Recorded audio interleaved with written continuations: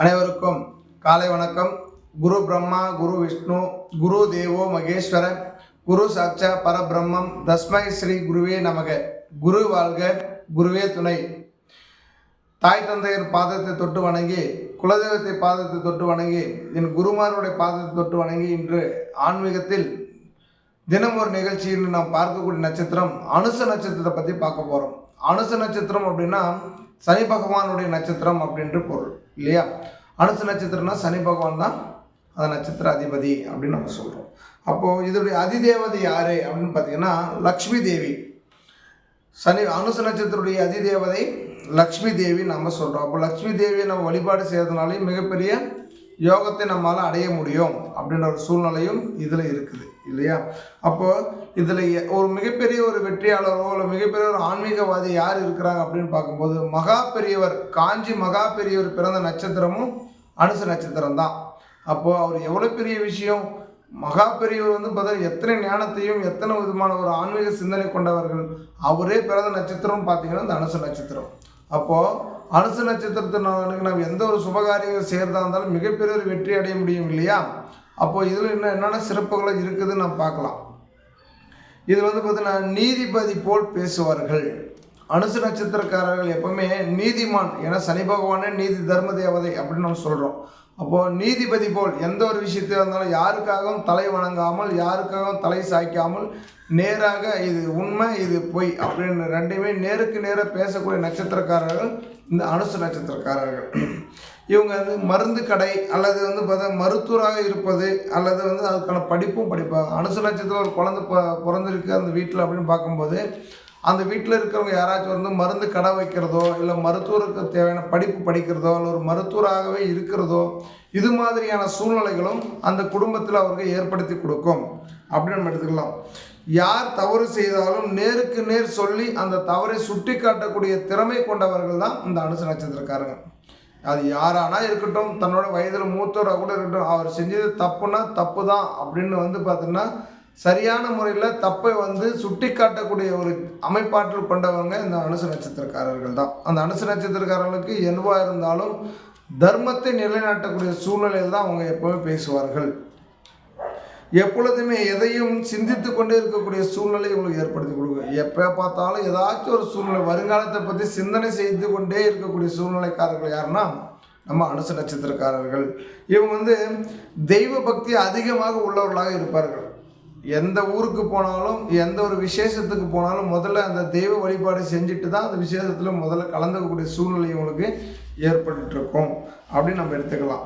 சரி, இவர் என்ன மாதிரியான பிரச்சனைகள்லாம் வரும்னு பார்த்தீங்கன்னா அனுச நட்சத்திரக்காரர்கள் இரு தாரங்கள் உடையவர்கள்.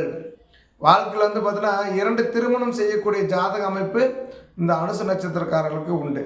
அதே போல் மனம் சம்பந்தப்பட்டது, மண் சம்பந்தப்பட்ட வியாபாரங்களை இவங்க செய்வாங்க. மண் சம்பந்தப்பட்ட வியாபாரம் என்னங்க, அதாவது இந்த வீட்டு மனை வியாபாரம் செய்கிறது, ரியல் எஸ்டேட் சம்மந்தப்பட்ட விஷயங்கள் செய்கிறது, வீட்டு மனை விற்பனை செய்கிறது, இல்லை பூமி பார்த்திங்கன்னா எல்லாருக்கும் அந்த பூமி மண் வாங்கி அந்த மணல் வியாபாரம், அதுபோல் செம்மண் வியாபாரம், அதுபோல் சூழ்நிலை இந்த வீட்டுக்கு தேவையான மண் விற்பனை செய்யக்கூடிய நட்சத்திரக்காரர்களும் அனுச நட்சத்திரக்காரர்கள் அப்படி எடுத்துக்கலாம். வாயு பகவான் பிறந்த நட்சத்திரமும் அனுச நட்சத்திரம் தான். ஆஞ்சநேயரே பல வகையில் பலம் பொருந்திய ஒரு தெய்வம் அப்படின்னு நம்ம சொல்கிறோம். அவர் தந்தையாக விளங்கக்கூடியவர் தான் வாயு பகவான்.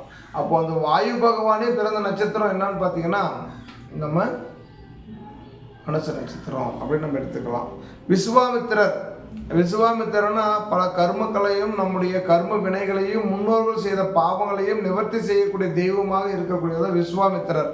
அது நம்ம திருநெல்வேலி கூடங்குளம் பக்கத்தில் அந்த கோயில் இருக்குது.